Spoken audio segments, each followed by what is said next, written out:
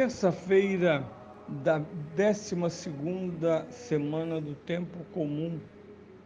Eu sou o Padre Pedro Paulo e começamos mais um programa, a Bíblia no Mundo de Hoje. Nessa terça-feira completo a exposição inicial da sexta-feira e de ontem, do Evangelho de São Marcos, capítulo 4, versículos 35 a 41. Depois da mera descrição daquilo que era cotidiano, sair com Jesus todos os dias para as tarefas da evangelização dos judeus e de todos que estivessem no caminho de Jesus, apresenta-se um contexto particular através de um contraste. Os contrastes fazem bem esse objetivo. Quando estamos preparando uma mensagem, para que ela fique nítida, é preciso que ela tenha um contexto. E às vezes o contexto é simplesmente o fundo, por cor ou por qualquer outra forma, certas cores de fundo possibilitam a exposição mais clara das palavras expostas. Também falemos de contexto, toda a infraestrutura, todas as circunstâncias que se inscrevem ao lado e em torno de uma mensagem, de um gesto ou de uma ação, tornando-a mais compreensível. E do que se trata? De repente, uma forte e grande tormenta. Nós sabemos que tormentas no mar levam, não poucas vezes, à morte, destruição e o naufrágio, como são famosas nas orlas dos países pelo mundo, navios que naufragaram, levando consigo a vida de seus tripulantes, valores como ouro, prata, o comércio, né? E que depois de algumas centenas de anos, até mais, a arqueologia consegue resgatar tudo isso e se torna um comércio riquíssimo, moedas espanholas de navios que foram pirateados pelos ingleses. Pois bem, aqui é o contexto do ápice desse evangelho. A barca assaltada pelo mar. Onde está o contraste? Está no contexto de Jesus, no seu comportamento. Enquanto todos os pescadores se agitam, vendo ali uma possível ocasião mortífera, Jesus dorme. E o texto mais delicado que nos diz, dorme num travesseiro. Enquanto o mar bate e rebate. Dessa situação desesperada, surge a voz dos discípulos que dizem: Mestre, não te importa que pereçamos? De modo tão delicado de acordar Jesus, né? Para lembrar-lhe a sua missão de Salvador. No Antigo Testamento, Elias provocando os sacerdotes de Baal, diga que eles gritem mais, que pulem com mais intensidade, porque o Deus deles provavelmente estava ocupado e não mandava o tal do fogo para consumir-lhes as oferendas. Pois bem, Jesus desperta a força, então não havia necessidade nenhuma, e ordena: cala-te e está quieto.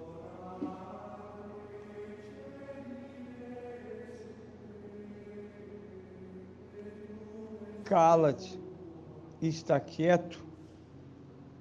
O que ocorre é que imediatamente mar, o vento cessa e começa a bonança. E aí vamos então para a terceira parte. Quando o mar cede à imperiosa voz de Cristo,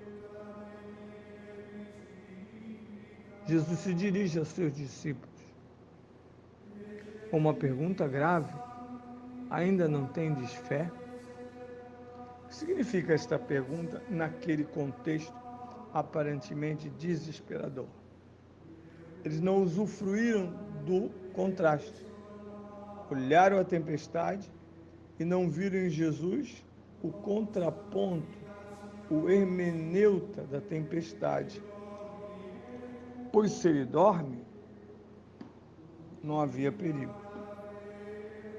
Mas não, havia perigo e Jesus, segundo eles, revoltados, não se importa com o perigo. Não se importa com eles. Ainda não tendes fé?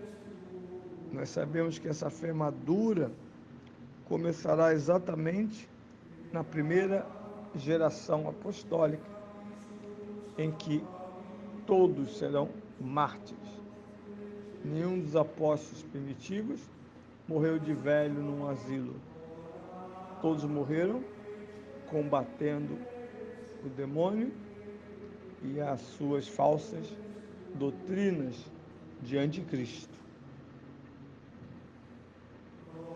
Mais ainda, a pergunta que é feita no fim, e é a base deste evangelho, mostrando que esse evangelho não veio falar de milagre,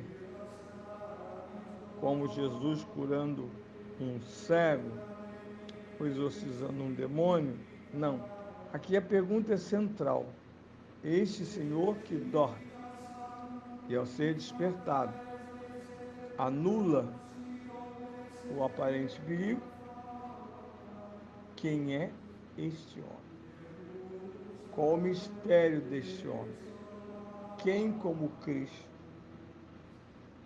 Essa é a questão levantada por alguém que dorme no meio da tempestade, da grande tormenta.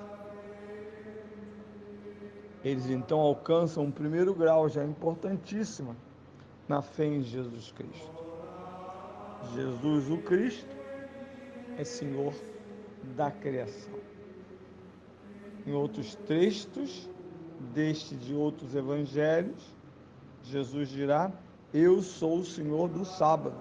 Quando ele amaldiçoa a figueira estéril, eu sou o Senhor do sábado. Portanto, mais adiante, a grande teologia dos apóstolos, São Paulo e São João, anuncia o papel de Cristo, o Verbo, na própria criação. Nada que existe foi feito sem ele. Tudo que existe depende dele. E São Paulo vai dizer, entre outras vezes, antes da criação do mundo, Deus nos escolheu em Cristo para sermos diante dele santos e imaculados.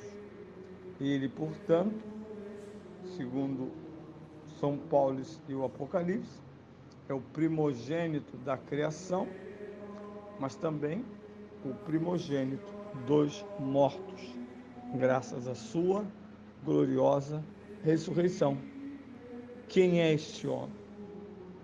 Esse homem é o próprio e único Filho de Deus entre nós.